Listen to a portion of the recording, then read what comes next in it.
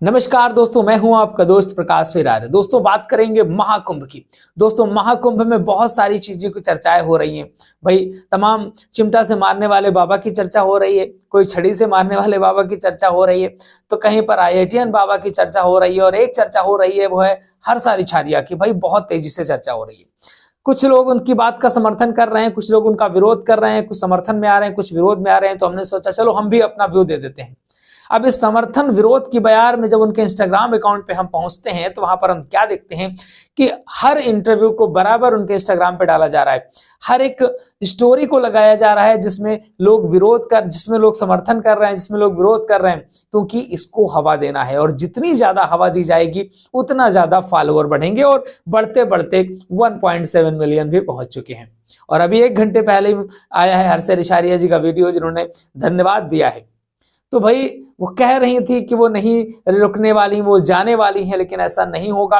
लेकिन हमें इससे क्या, अच्छी बात है, आप इन्फ्लुएंसर हैं, आप आइए अपने वीडियोस पे व्यू बढ़ाइए, अच्छी चीज है।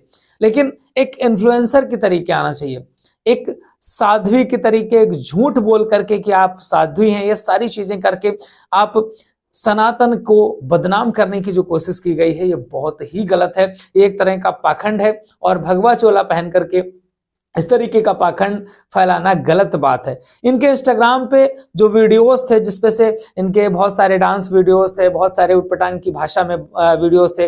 वैसे ये होस्टिंग का काम करती हैं, जाकर के शादी ब्याह बारातों में या अन्य जगहों पे कार्यक्रमों में होस्ट करती हैं प्रोग्राम को। तो बोलने में बहुत ज्यादा ये माहिर हैं।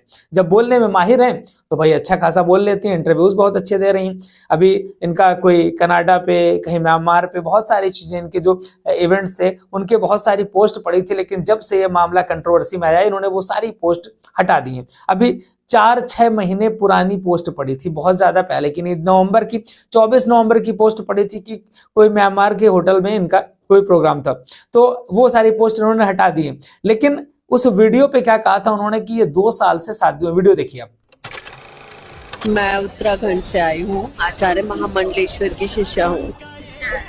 तो मैं देख रही हूँ आप इतनी मतलब सुंदर हैं, तो कभी ऐसा मन नहीं करा साध्वी जीवन छोड़ के और आगे करने का? मुझे जो करना था वो छोड़ के मैंने ये वेश धारण किया है। तो ऐसा क्यों, ऐसा मतलब क्या था कि साध्वी जीवन में क्या आपने सोचा कि साध्वी सुकून।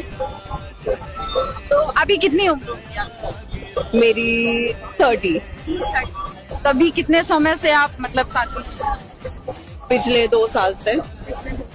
आपने वीडियो में देखा, इन्होंने बोला है कि ये 2 साल से साध्वी हैं, 2 साल से इन्होंने दीक्षा ले रखी है, सारी चीजें बताती नजर आ रही हैं। लेकिन ये खेल कुछ अलग ही है। ये खेल है केवल व्यूज का, ये खेल है केवल वीडियोस बनाने का। लेकिन भाई जब यही खेल खेलना था आपको, तो भाई इसके लिए सिंपल सा आप एक इन्फ्लुएंसर की तरीके आना चाहिए, महाकुंभ में घूमना चाहिए, वीडियो बनाना चाहिए।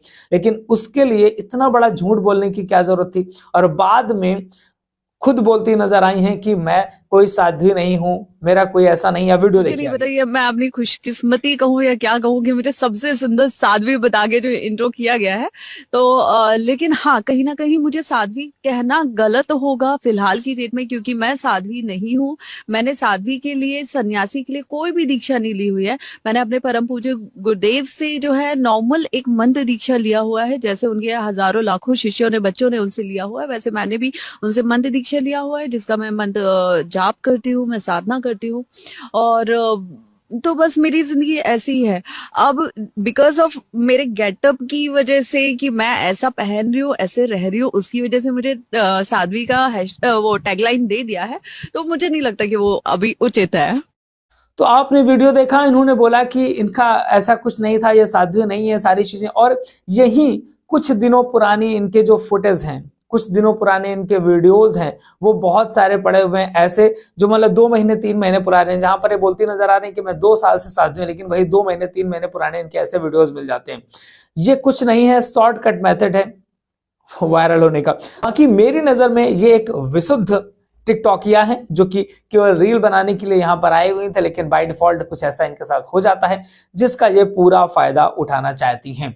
मेरी नजर में अगर इनको यूट्यूबर बनना था या इनको सोशल मीडिया इन्फ्लुएंसर ही बनना था, तो भाई उसी तरीके से करना चाहिए था। ये साध्वी का चोला, ये झूठ बोल करके इस तरीके से सनातन को बदनाम करने की कोशिश तो नहीं करनी चाहिए था। बाकी आपको क्या लगता है, लिख डालिए कमेंट बॉक्स में।